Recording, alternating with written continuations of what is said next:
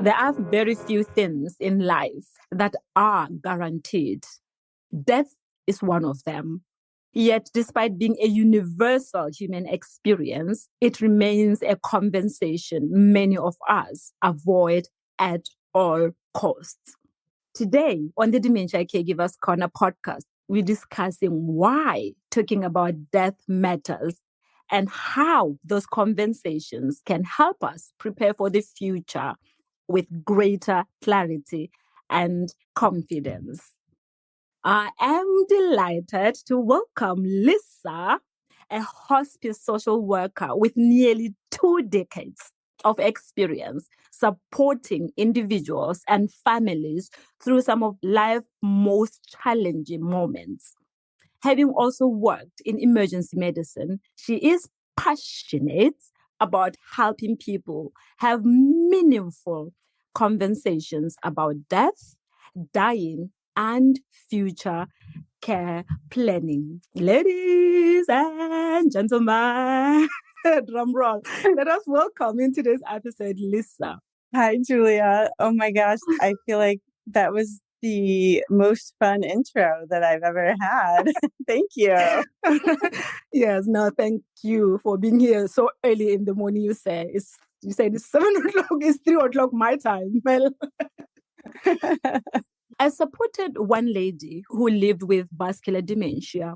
I remember at one point her daughter broke down and she said to me, Julia, I just wish I knew what my mom would have wanted us to do in a situation like this.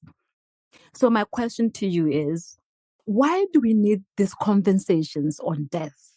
And why do you think so many people find it difficult to talk about death and dying? Well, the family member of your client with vascular dementia is not alone. I have heard that same sentiment hundreds, if not thousands of times over my career. I wish we had talked about this sooner. And I think the real difficulty in that is that not only is it challenging for family members to be making decisions on behalf of their person if they haven't had conversations about what they would want, it's also so excruciating in grief because people tend to second guess the decisions that they made at that time.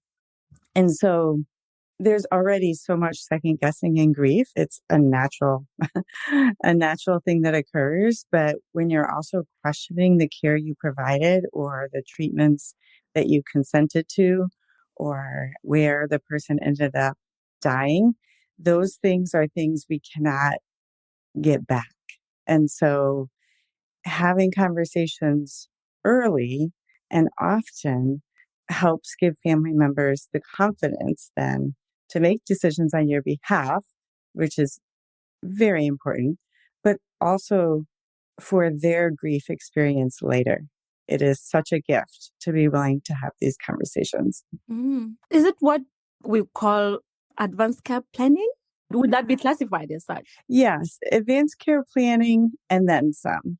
Most people consider advanced care planning to be filling out a document that's 2 to 3 pages long and mostly checking of boxes, which is very, very important. So documenting your wishes on an advanced healthcare directive, or that's what we call it here in the States, is one piece of the puzzle. We also need to be having conversations about what we have documented, because there's a lot of room for interpretation unless we really kind of dig into what the person meant by what was documented.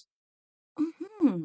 But tell me, what are the barriers that makes us not, say I am that lady that I was talking about who lived with dementia. I'm wondering what made her not to want to talk about that.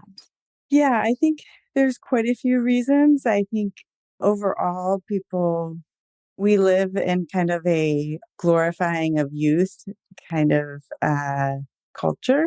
And this idea that we're going to get older and have health problems and we're going to get older and die feels unpleasant to think about. And I think that is one of the biggest reasons. It's just, I don't want to think about it. I don't want to think about my mom and dad dying. I don't want to think about me dying. I might have some death anxiety. I might be thinking that there's a lot of time to have those conversations. I think that's one of the big ones too, is that we put it off because it's hard to talk about death because we don't have practice talking about death. And then unfortunately, we make these assumptions that there's going to be a better time or there's going to be more time than we actually have. And I find that many families say that we didn't think we would need to, talk about this yet. So Yeah, come to think of it, I'm assuming that you've worked with different people from different cultural backgrounds. Do you perhaps find that there are some groups that are willing to talk about death more than others? I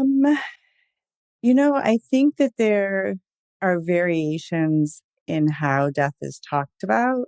I do feel like some of the willingness and unwillingness, sometimes it's culturally related and sometimes it's the person. So I would say that in my experience, highly educated people tend to be open to these conversations. A lot of pragmatic people tend to be open to these conversations. Culturally, in much of Chinese culture, it's considered that you're inviting death if you speak of it. So that is a barrier in that community. What we're finding, though, is that there are ways to still talk about the future without, necessarily invoking the word death, but it takes more finesse, I guess I would say.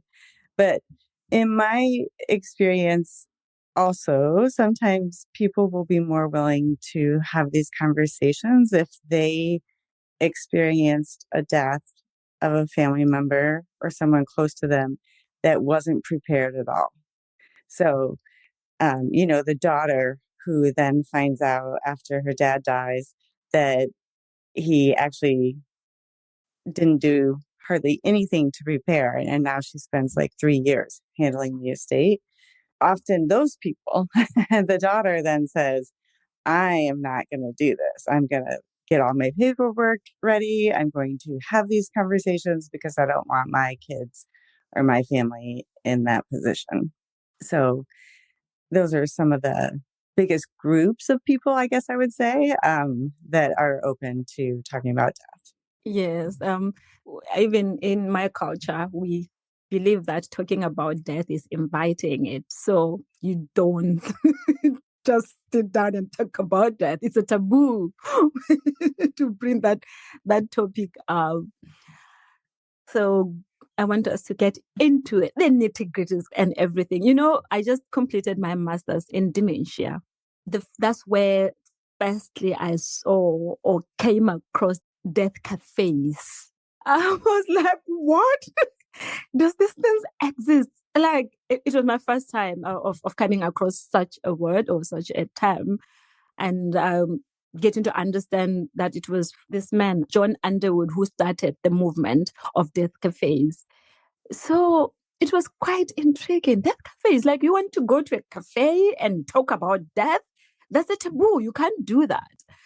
That's about that. And then now coming to you, came across your work and realized that you created something similar. You created the Death Deck. You created the End of Life Deck, which is built, I believe, in the same sentiments or similar idea, just to help people to have conversation freely about death. So what I want to know is, what gap were you trying to fill when you created the Death Deck? Remember, we talked about a bit about advanced care planning. Has it something to do with that? What gap were you trying to fill? I had been working in hospice maybe 5 years when I met a young family. The patient, his name's Joe, and he was in his early 40s. and his wife, Lori, and their 2 kids were needing support. And so I was the hospice social worker, and I spent a lot of time with the family over those 2 weeks. In addition to Lori, his wife, being there, it was also his parents and siblings as well. And so a house full of people. And Joe began transitioning, meaning he started to display signs that he was dying, and he wasn't able to communicate what his wishes were anymore. And so the family all began giving their opinions on what Joe would want. But unfortunately, no one had asked him or had a conversation about it. He had kind of taken on what we see often as this battle mentality of fighting pancreatic cancer. And unfortunately, one of those, the challenge of using that framework is that people join the fight, and bringing up what's going to happen if we don't get the outcome we want is really hard when someone wants positivity around you and wants you to buy into this kind of mentality. So going back to when Joe was dying, there were just some decisions that needed to be made, like how medicated did he want to be?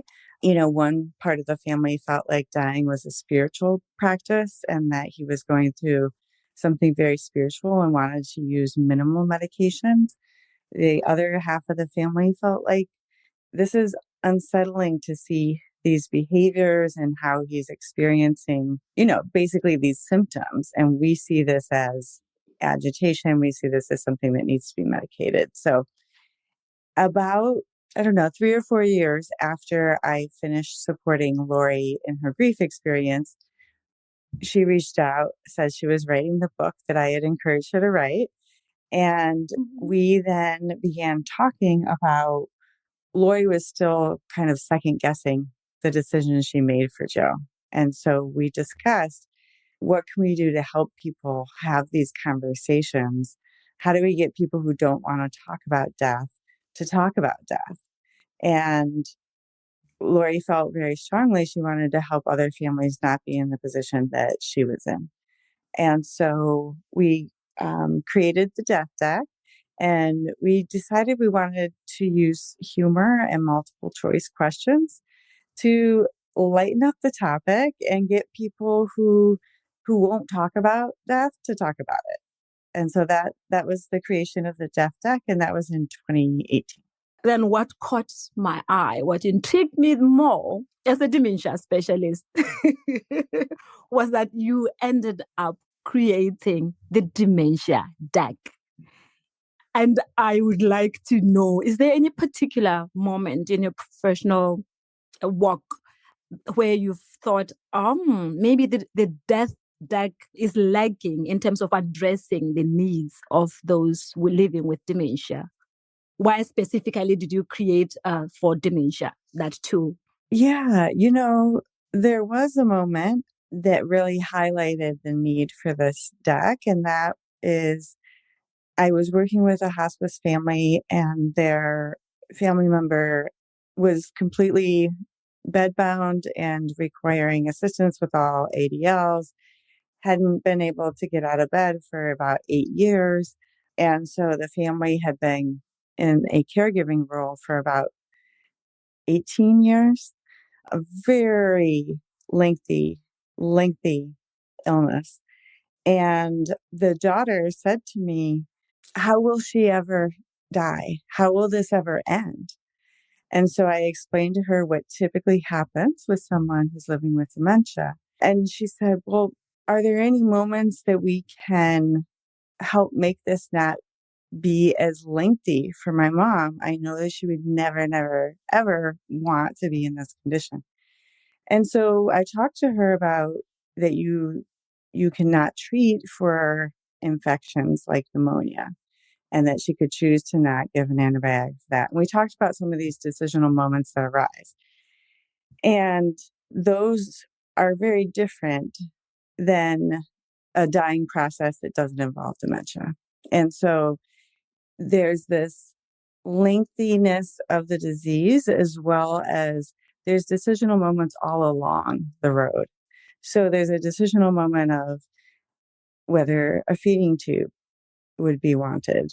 And on a bigger scale, does this person believe that life is to be preserved at all cost? Or does this person believe that if they don't have X, Y quality of life, they want comfort measures and nothing done to extend their life? And that's really the crux of the Dementia Deck, is helping people talk through the type of care and treatment they would want if living with dementia, but also really those bigger topics of what does life look like for you? What is a good day? What does quality of life look like for you? So that way it can help guide family members when they're making decisions along the dementia journey. Do you foresee yourself creating decks for different illnesses? And while we're at that, can you give us a snippet of how these games are played? Yeah, I have not considered doing specialized decks for other illnesses yet. I am currently getting the Death Deck translated to Spanish, and I'm working on a grief deck. And so I have ideas of other decks that are more topics rather than specific illnesses. In terms of how they're played, so the Death Deck is more of a game. So you can partner up and guess each other's answers. So you get a point if you can guess your partner's answer correctly. And that kind of turns it into the newlywed game, or like a game where you are kind of quizzing on how well you know each other. The benefit of playing that way is that because of the gamification of it, people that are super reluctant sometimes buy into the idea of competing over who knows their partner better. So it's a kind of a way to trick people who don't want to talk about death in another way. And then, A good way. but you can just also go through the questions. I like to put questions, I like to separate the decks out so that they're on these little rings, and I can then hand select the cards that I feel like best meet the needs of that person or that family or that setting. So, or you mentioned a death cafe. I host something called Death Over Drafts with my friend Stephanie. She developed it, and it's basically going into breweries and using the Death Deck in a community setting. We bring in a skeleton, we bring in a big sign, it says Death Over Drafts, and we basically are bringing death into the community and death conversations. And it has been so fun because people are very curious. And, you know, most people, even though they think they don't want to talk about death, they actually do. They have a lot of opinions. They have stories to share. And so we get a lot of curious people from the location who we can basically spread a little death awareness, a little bit like, you know, you can actually talk about this topic, and it's helpful for your family to do so. I'm imagining, obviously, the daycare activities that I used to attend with this lady that I supported. Like, it's different people from different or walks of life. Then you come in as Lisa and introduce this game. Do they have to keep a mental note? Because these people are not family, remember, they just came together. How do they benefit from that? Because they are, you know, different people. Well, the hope would be, I mean, there's a couple ways they can. Most importantly, the participants go back to their family and then talk about what we talked about today. Or I played this game, it brought up a couple things that we haven't talked about yet that I want to talk about with you. I always encourage people, if they're, you know, as we all do, if there's important things, jot them down as you're playing, so then you can go talk to your family. Okay. So your games, Lisa, can they be played anywhere, anytime? Like I'm having tea in the kitchen and my sister comes in and I'm like, let's play. Or do we need to be in a serious game mood for us to play them and to get the benefits of it more than anything? Or the short answer is yes, they can be played anywhere. You don't need a special environment or necessarily a special mood to be in. I will say that the End of Life deck was designed specifically for people living with serious illness. And so it is a bit more kind of really digging into end of life preferences. And so some people aren't ready for that level of questions. And so I usually recommend the Death Deck for people who aren't currently seriously ill because it covers a lot of the same topics, but does it in a more playful and engaging way so that people are more willing to have the conversations. The end of life deck, we made it more sensitive because as people are approaching end of life, we talk about it differently than when it feels abstract for people. Like teenagers love to talk about death. I mean, when I play the death deck with my son and his friends, like they think they're invincible. And so they're just like, they've got a lot of opinions. This is what they think. This is what they would want. And there's a freedom because they think they're going to live a very long time. Those of us at 50 start to think about that. Yes.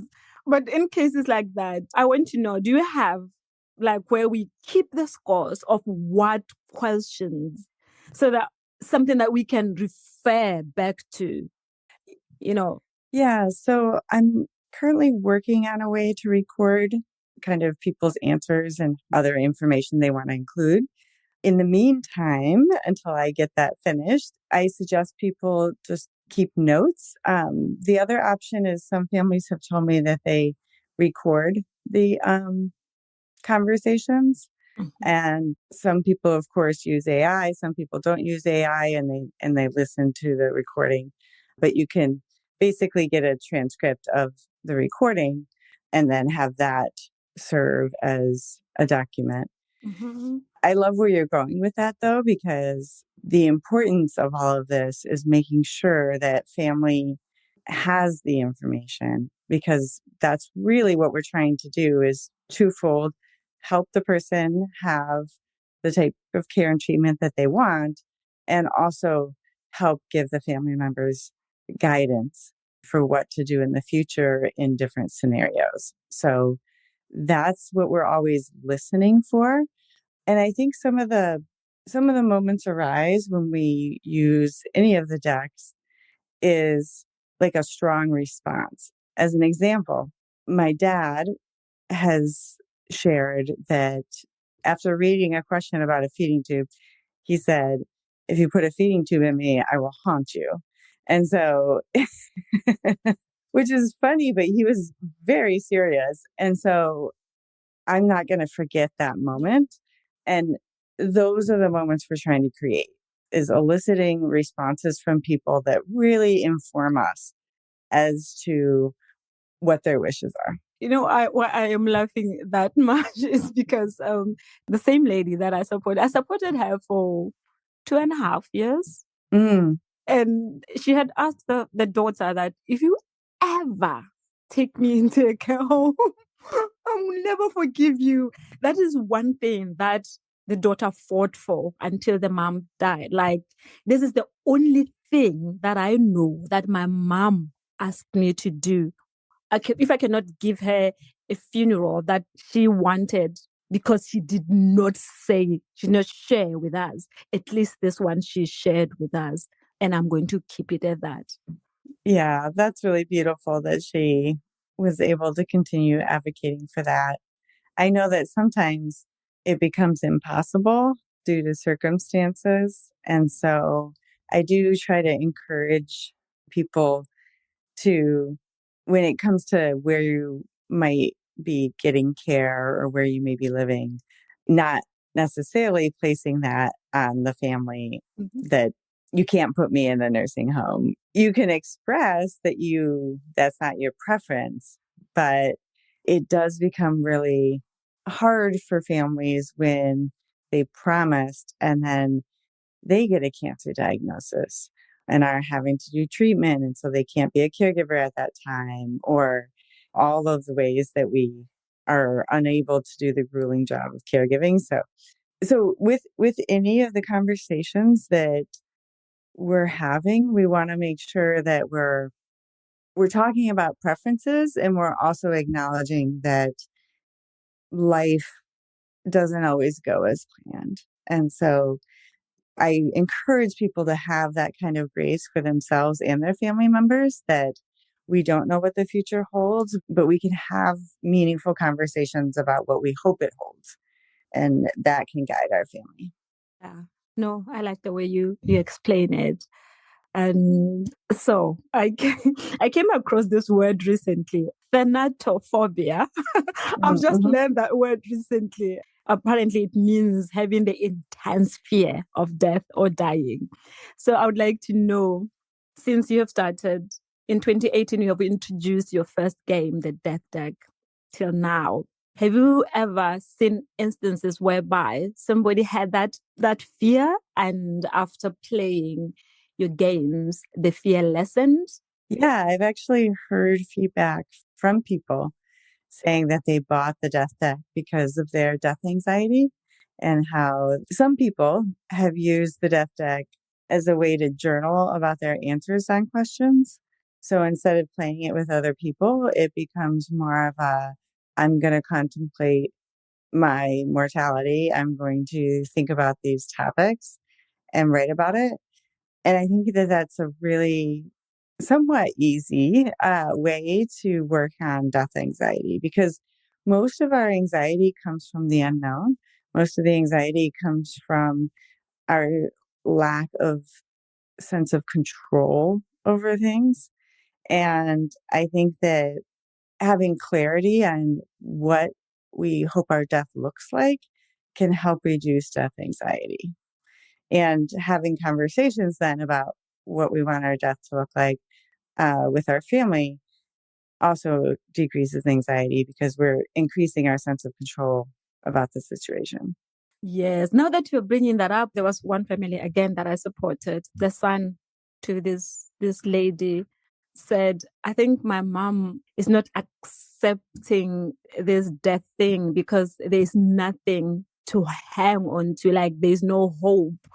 If only I'm a believer, by the way." And he said, if only she was a believer, she would know that the Lord Jesus is waiting for her somewhere. But now she's hanging on. That's something that, yeah, it's just coming into my mind now when you are sharing your story. Like no hope. You can see beyond where you are. Mm-hmm, mm-hmm. Yeah, I think a person's belief in really does impact how they view death. And I will add that I've worked with quite a few atheists who find a lot of comfort in death, in the sense of, I know that when I die, I won't have any worries anymore. I won't have any troubles anymore. I won't be in pain anymore. Like, all of the worldly things will be over. And atheists also share with me that they have faith that their family members will keep their memories alive, that they'll continue to guide them through difficult moments because they'll be able to remain connected to them. And so I think sometimes if we have a certain belief, we might think that people would struggle more if they don't have that belief. And it is true that some do, but other people find other things to believe in, as well as appreciate death in a different way, as a finality, as an end to whatever they struggle with. Yes. Great. I want to take you back to the lady again that I supported with vascular dementia. The daughter, because she was the main caregiver, she was exhausted, Lisa. She was tired. All the adjectives that you can have that describes somebody who cannot take it anymore. For people such as Shelley, the daughter that I'm talking about, under so much stress, how would you then recommend introducing the Dementia Deck? I mean, somebody's already diagnosed with dementia. You don't know when they are going to be lucid, things like that. How do you introduce that to them? Yeah. So ideally, we're using the Dementia Deck before a diagnosis, when we're able to have more clarity in answers. But I have received feedback from families that are using the Dementia Deck with their person who has been diagnosed. And what I would say is, the person has to be able to have conversations they have to be willing to talk about the future. And there are some questions, though, that are more about quality of life over specific care and treatment questions. And so I do recommend that people start with one of the questions that is less about their type of care and treatment that they would want. And as an example, one of the questions says, laughter is always good medicine. Describe your sense of humor and what typically makes you laugh. So you can start with questions that, hey, Dad, how would you describe your sense of humor? Or what's been making you laugh lately? And you can start with a conversation like that and show them that you're looking at a question on a card.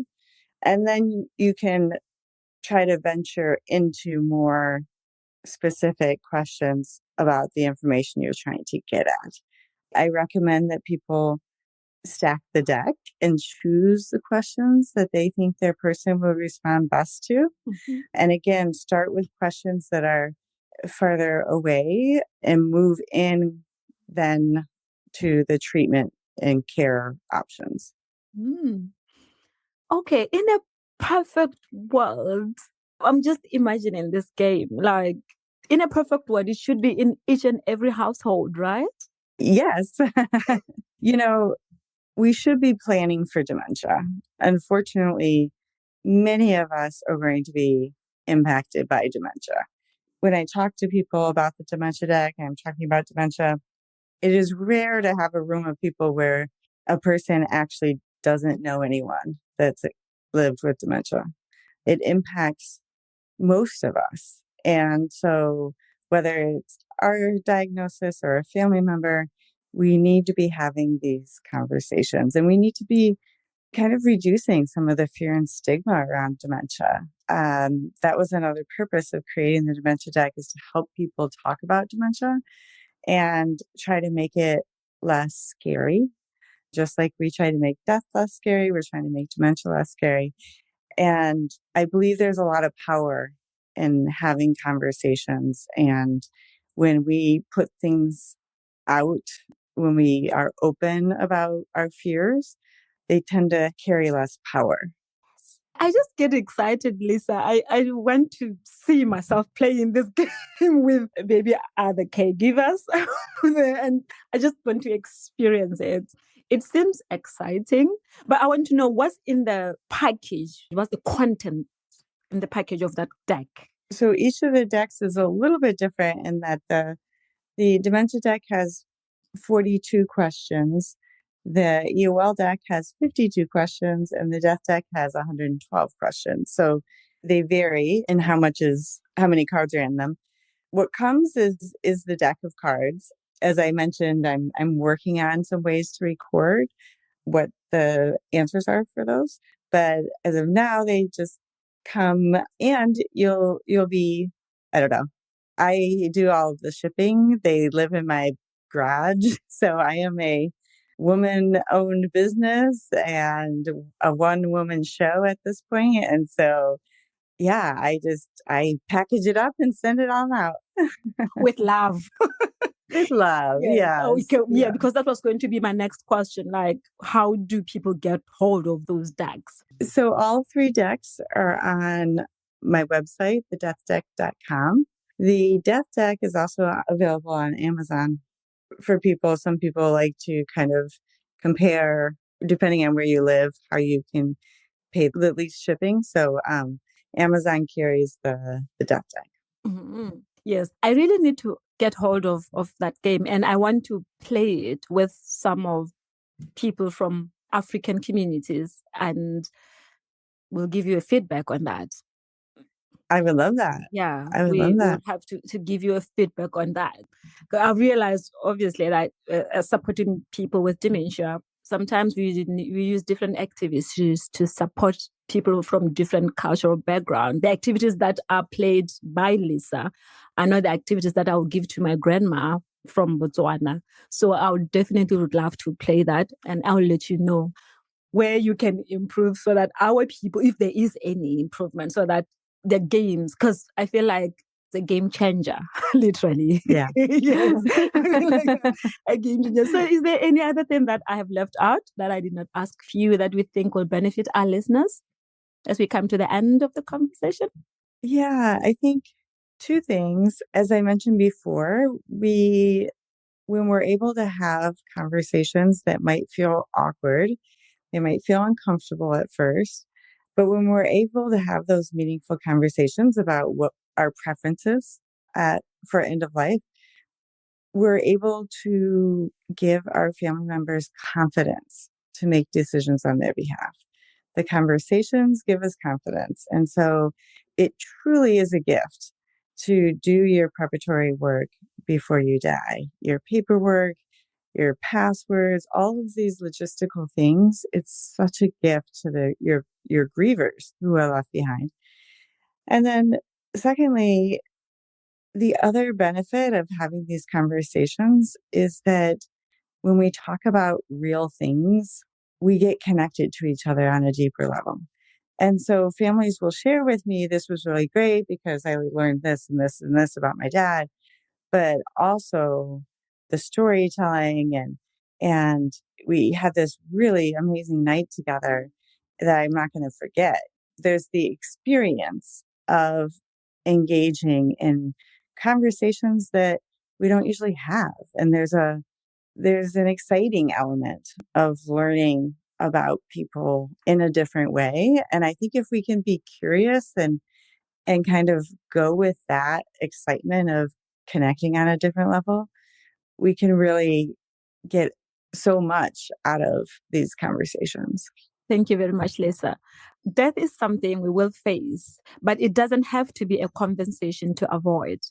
For families affected by dementia, these conversations are especially important because dementia can gradually take away a person's ability to communicate their wishes. Thank you so much, Lisa, for sharing your experience with us. I'm looking forward, like I said, I'm looking forward to play these games. I can't wait to hear how it goes. Yeah. Thank you so much for having me on, Julia. Yes. To our listeners, if this episode inspired you to start an important conversation with a loved one, then me and Lisa have achieved our goal. Thank you very much for listening. Until next time, bye for now. Ta-da! Dementia Care. How deep is your love?